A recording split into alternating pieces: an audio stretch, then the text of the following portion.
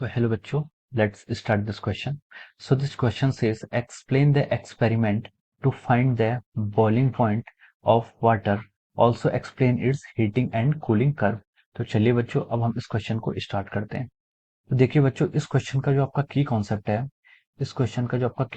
है, ये क्वेश्चन में हमें क्या करना है, बॉइलिंग पॉइंट ऑफ वाटर को क्या करना है, कैलकुलेट करना है। और उसके बाद आपको क्या करना है, पहले आपको बॉइलिंग पॉइंट यहाँ पर कैलकुलेट करना है, उसके बाद आपको heating and cooling curve of water को भी हमें यहाँ पर एक्सप्लेन करना है। तो चलिए अब हम इस क्वेश्चन को स्टार्ट करते हैं। तो देखिए, जो सबसे पहले हमें यहाँ पर क्या करना है, एक्सपेरिमेंट दिखाना है कि जो आपका वाटर है उसका बॉइलिंग पॉइंट कैसे हम यहाँ पर फाइंड आउट कर सकते हैं। तो देखिए, इसका जो एक्सपेरिमेंट होता है, सबसे पहले इसमें एक्सपेरिमेंट के लिए जो आपके apparatus होते हैं, एक आपका क्या होता है, यहाँ पर एक ट्राइपॉड होता है। ट्राइपॉड एक, सबसे पहले एक ट्राइपॉड रख लीजिए। उसके बाद एक यहाँ पर आपका क्या होता है, बीकर होता है। बीकर बीकर में क्या करते हैं आप, बीकर में आपका वाटर होता है। और इसके नीचे क्या होता है, एक आपका बंसन, यहाँ पर आपका एक फ्लेम जिससे आती है। एक आपको यहाँ पर एक ऐसे बंसन बर्नर रख देते हैं, जिससे आपकी क्या होती है, यहाँ पर फ्लेम्स ऐसे निकलती हैं। और देखिए, यहाँ पर हम क्या करते हैं, जो आपका ट्राइपॉड है, ट्राइपॉड से एसोसिएट करके हम क्या करते हैं, यहाँ पर एक एक आपका टेम्परेचर रखने के लिए, यहाँ पर एक क्या करते हैं, ट्राइपॉड से हम यहाँ पर टेम्परेचर को मेजर करने के लिए क्या करते हैं, एक थर्मामीटर को क्या करते हैं, प्लेस कर देते हैं। तो मान लीजिए ये क्या आपका एक थर्मामीटर है। तो मान लीजिए ये आपका क्या है, थर्मामीटर है। तो देखिए, मैं आपको फिर से एक्सप्लेन करता हूँ। ये आपका है ट्राइपॉड। ये आपका ट्राइपॉड है, और ये आपका क्या है, ये आपका फ्लेम है, जिसके थ्रू हम क्या करेंगे, वाटर को हीट करते हैं। ये आपका क्या है, ये आपका है बीकर, जिसमें हम क्या रखते हैं, वाटर को रखते हैं। और जो आपका ये है, ये आपका क्या है, ये आपका थर्मामीटर है, ये आपका लेबोरेटरी थर्मामीटर है। तो देखिए, अब हमारे यहाँ पर क्या प्रोसीजर होता है। इसके अंदर जो आपका बीकर होता है, बीकर के अंदर आपका वाटर भरा होता है।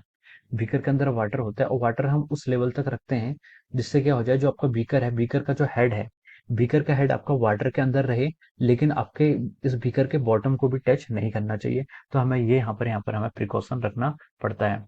तो चलिए अब देखिए कि इस एक्सपेरिमेंट में होता क्या है। इस एक्सपेरिमेंट में देखिए, अब जैसे जैसे आप क्या करेंगे, नीचे से आपकी हीट बंसन बर्नर से जैसे जैसे आपकी हीट इंक्रीज होती है, तो वैसे वैसे वाटर क्या होता है, आपका हीट होना शुरू होता है। वाटर जैसे जैसे इसका हीट होना शुरू होता है, तो उसका टेम्परेचर बढ़ता है। तो हम डिफरेंट टाइम इंटरवल पर, अगर हम यहाँ पर टाइम और टेम्परेचर थीटा से हम डिनोट कर रहे हैं, और टाइम अगर आप यहाँ पर मिनट में कैलकुलेट करें, तो देखिए, अगर हम टाइम और थीटा का टेम्परेचर के यहाँ पर ग्राफ प्लॉट करेंगे, तो धीरे धीरे हमें कुछ क्या मिलती है, कुछ यहाँ पर आपके रीडिंग्स आते रहती हैं। और वन वन मिनट के इंटरवल पर ये आपका टेम्परेचर और टाइम का प्लॉट यहाँ पर देख सकते हैं। तो देखिए, जैसे जैसे जैसे आप क्या करेंगे, यहाँ पर टेम्परेचर हीट बढ़ेगी, वैसे वैसे इसका टेम्परेचर बढ़ेगा। टेम्परेचर बढ़ेगा तो आपकी कुछ टेम्परेचर की रीडिंग होगी, और यहाँ से आप टाइम को नोट कीजिएगा। तो देखिए, एक टाइम ऐसा आता है जब ये क्या होता है, लगभग लगभग आपका 100 डिग्री सेल्सियस पर पहुंच जाता है। जब आपका टेम्परेचर क्या होता है, आपका 100 डिग्री सेल्सियस पर आपका टेम्परेचर क्या है, आपका 100 डिग्री सेल्सियस पर पहुंच जाता है। तो उस वक्त क्या होता है, इसमें आपके बबल्स बनने लगते हैं। आप जितनी भी हीट देते हैं, वो बबल्स बनने लगते हैं, और वाटर आपका क्या होता है, बॉइलिंग करना शुरू हो जाता है। तो देखिए, इस बार ऐसा क्या होता है, जिस बार जैसी आपने जो हीट है, आपकी हीट कंटिन्यूअसली यहाँ पर जा रही है, हीट आपकी कंटिन्यूअसली जा रही है। लेकिन जो आपका टेम्परेचर होता है, टेम्परेचर एक टाइम के लिए, कुछ टाइम के लिए क्या हो जाता है, कांस्टेंट हो जाता है। और वो जो टेम्परेचर कांस्टेंट हो जाता है, वहां पर क्या होता है, वाटर का फेस कन्वर्ट होता है। वाटर वहां पर लिक्विड स्टेट से क्या वेपर स्टेट में कन्वर्ट होता है। और वो जो टेम्परेचर होता है, वो टेम्परेचर कितना होता है, आपका 100 डिग्री सेल्सियस। तो हम कह सकते हैं कि जो वाटर का बॉइलिंग पॉइंट है, वो कितना होता है, आपका 100 डिग्री सेल्सियस, लगभग लगभग अप्रोक्सीमेटली यहाँ से ये आता है। बॉइलिंग पॉइंट कितना आता है, 100 डिग्री सेल्सियस। तो देखिए, हम यहाँ से कह सकते हैं कि जैसे जैसे आपने शुरू में क्या किया, हीट इसको देना शुरू किया, वाटर का टेम्परेचर आपका इंक्रीज होता गया, राइज होता गया।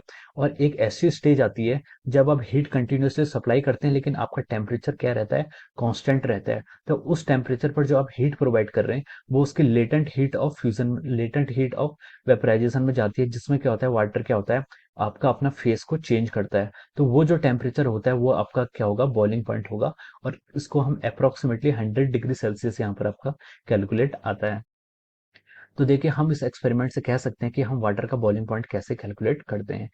ठीक है, तो ये आपका क्या है, experimental setup to calculate the boiling point of the water. ये आपका उसका एक्सपेरिमेंटल सेटअप है। अब देखिए, उसमें हमसे नेक्स्ट चीज क्वेश्चन पूछिए कि explain it's heating and cooling curve. तो हमें यहाँ पर इसका क्या करना है, हीटिंग और कूलिंग कर्व को भी एक्सप्लेन करना है। तो चलिए अब हम इसको एक्सप्लेन करते हैं। हीटिंग कर्व क्या होता है आपका। देखिए, हीटिंग कर्व होता है आपका, ये आपका वेरिएशन दिखाता है, जैसे जैसे आपका टाइम के साथ साथ। और थीटा का ये क्या दिखाता है, टाइम।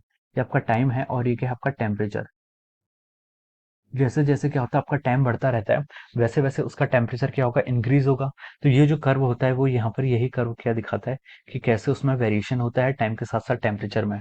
तो देखिए इसका ये स्टार्टिंग पॉइंट ऐसे ही, ये कर्व लगभग लगभग आपका इस सेम होता है। ये डिफरेंट लिक्विड के लिए क्या होते हैं, डिफरेंट टाइप्स के कर्व होते हैं। तो देखिए ये आपका कर्व यहाँ से स्ट्रेट लाइन है, उसके बाद क्या आता है यहाँ पर प्लेटाओ आ जाता है। प्लेटाओ या फिर इसको बोल सकते हैं जो इसका स्लोप है यहाँ पर क्या हो जाता है आपका जीरो हो जाता है। तो जो ये वाली स्टेज होती है, इस स्टेज को हम क्या कहते हैं, देखिए वाटर के लिए ये आपकी मेल्टिंग पॉइंट होता है। इस स्टेज को कहते हैं मेल्टिंग पॉइंट।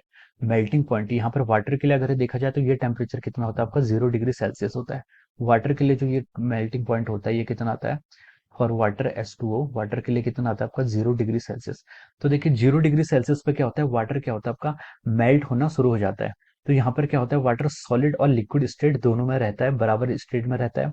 और कुछ टाइम के लिए यहाँ पर आपका टेम्परेचर क्या हो जाता है, कांस्टेंट हो जाएगा।